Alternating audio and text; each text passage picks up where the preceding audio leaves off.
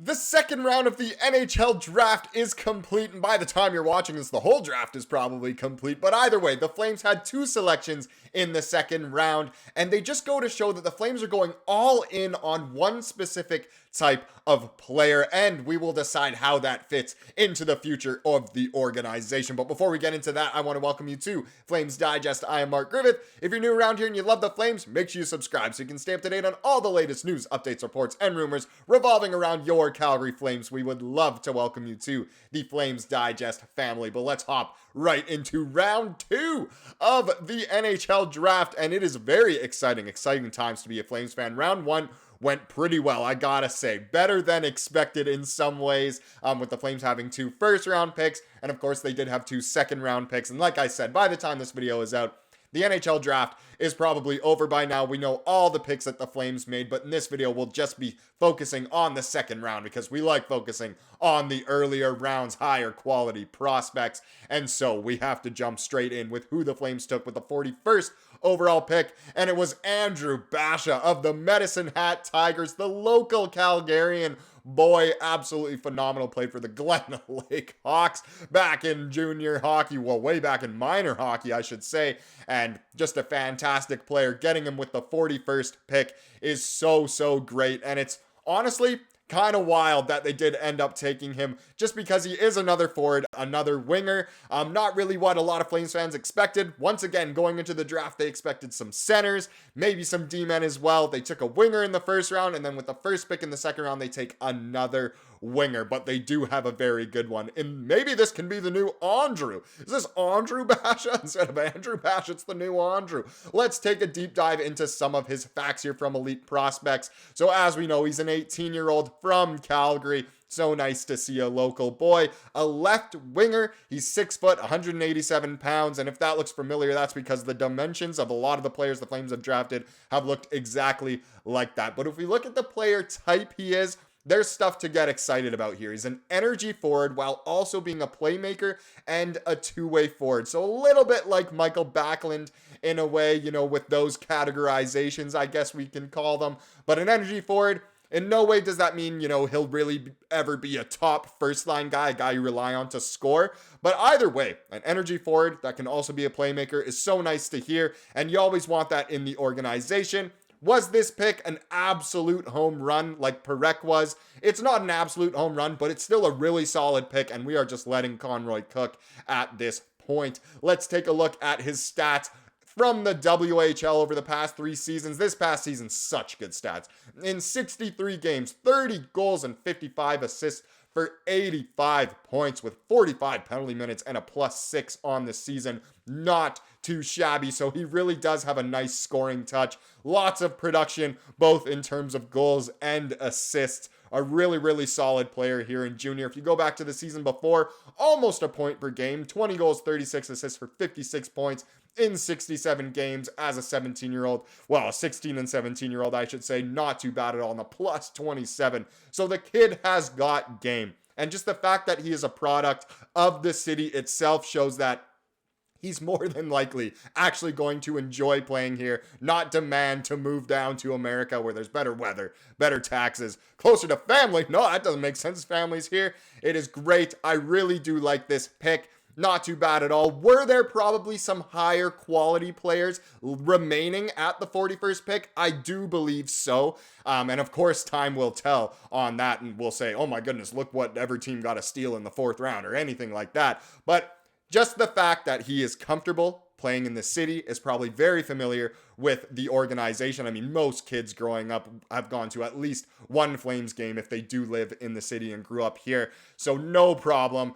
Knows the city as well, knows what the community is like, the people are like. I think this is a great pick. They did a very good job scouting out this kid. And I think he probably made it known that he wouldn't mind playing for the Flames, and the Flames probably told him that they would take him as well. I really do like this pick. A little bit of production, an energy forward, like I said before, a comparable right now, just based off those categorizations, is Michael Backlund. I mean, the production obviously is quite a bit higher, but either way, I do like this pick quite a lot. I am not hating on Conroy and the scouting staff for this one.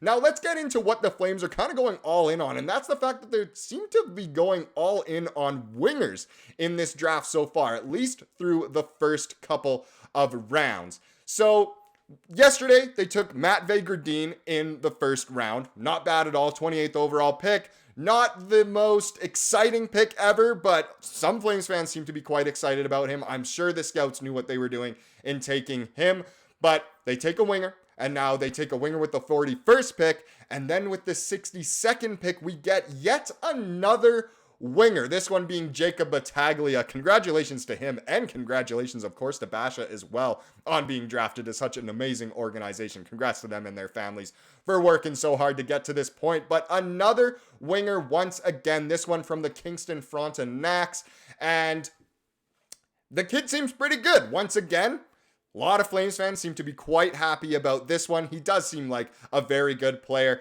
Let's take a deeper dive into some of these facts again from Elite Prospects. So once again, of course, 18 years old. Turned 18 not too long ago, a little bit over a month ago, so still relatively young. This time he's a right winger, 6 foot, 205 pounds. So he does have a little bit more weight on him, which isn't a bad thing at all. He's a strong guy, 6 foot, once again, just like all these other wingers the Flames are picking up. But if we look at the player type here, we get some really good stuff. Cerebral tactician. Oh, beautiful. Rolls off the tongue so nicely. A playmaker and a puck handler. So a little bit more of a skilled player, not necessarily an energy forward like Basha, but look, this kid has skill. He was drafted for a reason, and a lot of Flames fans think that the Flames got great value out of picking him 62nd. A lot of people thought he could have gone earlier. There are mock drafts where he was going way later. I mean, of course, that's just how mock drafts work and scouting rankings and yada, yada, yada. We talk about it so much through draft season, but either way, Battaglia, he does not seem too bad at all. I do not hate this pick. Was I assuming that the Flames would be going for center and D-men? Of course. We do already have a lot of wingers in the organization, which is a little bit interesting, but I guess it doesn't hurt to have more, especially if they're good. Will these guys all be at the NHL level within the next 3 years, we can say? I mean, you would hope so, but chances are they won't be. But either way, they can be used as an asset in a different trade, or we can try and develop them as best we can, and who knows, maybe all of them could end up being great wingers for the Flames in the near future. But either way, it is a little bit interesting. But let's take a look here at Battaglia's stats as well from the Kingston Frontenacs over the past couple seasons from the O. So this past season, almost a point per game with 31 goals, 34 assists for 65 points in 67 games. Looks like our scouts were watching a lot of OHL games, just based off some of the other picks that the Flames have made. But wow, not bad at all. I mean, it's not the most eye-popping. A lot of the time you want to go for players who produce more than a point per game, but still, 65 points, 31 goals is not too shabby at all for a year of junior, especially since he was 17 for pretty much the entire season. And just, he does seem like a very, very good player. Got some skill. We love adding skill because right now, you know, the Flames, not to hate on any of our players, but we do have a lot of, you know, Kevin Rooney's, AJ Greer's, that type of player who aren't exactly skilled. I know you need those kind of players, but it's nice to really input some skill every now and then, and it's nice to have another one here. And quickly, before we get into the comment of the day, I just wanted to look at what happened in the second round, maybe some of the players that we could have got. So if you look down there at 41st, Calgary, of course, Andrew Basha, who we are thrilled with. If you look one above, you see Julius Miettinen, who a lot of people wanted the Flames to take with the 28th overall pick. So they were that close to getting him with the 41st as well. That could have been a very good one. I know Cole Hudson was another name that was going through the forums like crazy for Flames fans. He was available. The Flames decided to go with a forward opposed to a D-man. Same with Harrison Brunicky as well, who went 44th to Pittsburgh. That was another name that was going around. But honestly, we can't hate too much on the pick they did make. It is a very good pick. It's just interesting that they almost could have had Miettinen, a center that a lot of people were talking about, and then a couple of those D-men down there as well. But the Flames obviously were very happy with the D-man that they took 9th overall and didn't need to take a D-man this early again in the draft. But either way, there's the whole second round for you. You can pause if you want to go through everyone. Some great names in there, but I'm very, very happy with who the Flames did end up taking with their 2 picks in the second round. I hope they can be great Flames for the future. Now let's wrap it up with the aforementioned comment of the day. And this one is a bit of a 2-for-1 and has to do with some, more early reactions to the first round of the draft thus far. So let's go right in here. The first one comes from Randomize. He said, I didn't even really factor him in because I assumed Ottawa or Utah would covet an RHD. Really happy with the pick after it started to sink in. That's how we all felt about the Flames taking Zane Parekh. I mean, you just got to be thrilled that we got him. And it's true. None of us thought he would ever slide to the Flames, especially with Utah and Ottawa right there. They end up taking TJ Ginla. Ottawa takes Carter Yekemchuk. And lo and behold, right in our laps, especially with Berkeley Catton going 8th, we get Zane Parekh. What an absolute steal that was. And if you look at what our good old regular around here, our Atlanta specialist here in Taternut said, dude, I didn't think he'd be there at 9, so I'm ecstatic we got Zane. He was my favorite D-man in the whole draft. Home run pick. We can all agree on that. It truly was a home run pick and has been just a home run of a draft, honestly, so far. Thank you for watching this video. Please subscribe, like what you saw here today, and have a wonderful rest of your day.